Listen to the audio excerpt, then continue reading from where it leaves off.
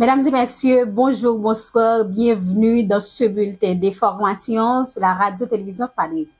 Le taux de référence calculé par la BRH pour ce mardi 13 août 2024 est de 131,40 pour $1 américain. Au cours d'un conseil des ministres effectué hier lundi 12 août, le budget rectificatif a été adopté. Les autorités ont également prolongé l'état d'urgence de mois supplémentaires de 4 départements, à savoir les NIP, le centre, l'Artibonite et l'Ouest. Les communes de Pilates et Plaisance ont été ajoutées à la liste des zones en état d'urgence selon des informations. Le Premier ministre Gary Coney a rencontré hier 12 août à la résidence officielle une délégation composée de différentes personnalités de la CARICOM. Les échanges se déroulaient autour du processus de transition actuel et la tenue des prochaines élections. Selon la primature, Gary Coney a accueilli favorablement leur proposition d'observer les imminentes élections dans le pays.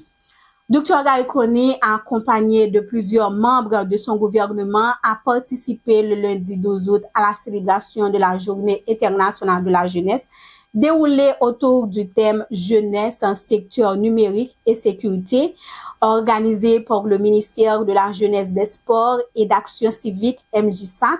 Lors de son intervention, le chef de la primature a encouragé les jeunes à s'impliquer activement dans la transformation numérique et à faire montre leur engagement civique dans les discussions sur la sécurité numérique et la responsabilité citoyenne.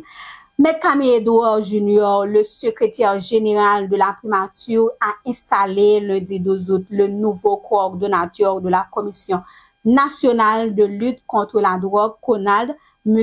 Carl-Henri Périclès.